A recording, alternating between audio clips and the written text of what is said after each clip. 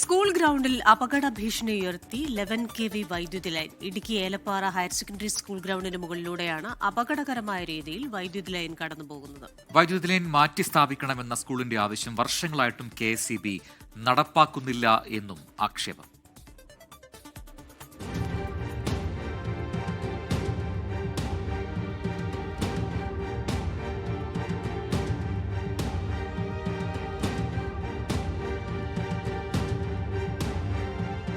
ഏലപ്പാറയിലെ സർക്കാർ higher secondary, high school, UP school, ITI, anganwadi ഉൾപ്പെടെയുള്ള വിദ്യാഭ്യാസ സ്ഥാപനങ്ങളിലെ 100 കണക്കിന് കുട്ടികളുടെ കളിക്കളമാണിത്. ഇതിനു മുകളിലൂടെയാണ് അപകട ഭീഷണി ഉയർത്തുന്ന വൈദ്യുതി ലൈനുകൾ കടന്നുപോകുന്നത്.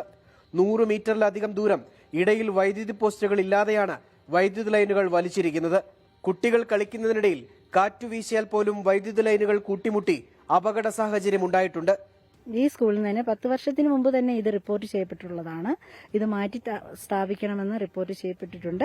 അപ്പോൾ അവർ പറഞ്ഞത് നമ്മൾ സ്കൂളിൽ നിന്നുള്ളൊരു വലിയ സാമ്പത്തിക ചിലവ് ഇതിന് വരും എന്നുള്ള മറുപടിയാണ് അവരിൽ നിന്ന് ലഭ്യമായിട്ടുള്ളത്. നമുക്കത് മാറ്റി സ്ഥാപിച്ച് തരണം എന്നുള്ളത് തന്നെയാണ് ആവശ്യം. നമ്മുടെ സ്കൂൾ സെക്യൂരിറ്റി ഉറപ്പുവരുത്തുന്ന രീതിയിൽ.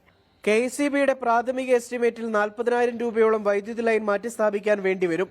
ഇത് സ്കൂൾ അധികൃതർ തന്നെ വഹിക്കണമെന്നാണ് KSEB നിലപാട്. എന്നാൽ അതിനുള്ള സാമ്പത്തിക സാഹചര്യം ഇല്ലാത്തതിനാൽ സർക്കാർ ഇടപെടൽ ഉണ്ടാകണമെന്നാണ് സ്കൂൾ അധികൃതരുടെ ആവശ്യം. തദ്ദേശ സ്ഥാപനങ്ങളുടെ ഉൾപ്പെടെ വിവിധ പരിപാടികൾ ഈ ഗ്രൗണ്ടിൽ നടത്താറുള്ളതാണ്. 24 ഇടുക്കി.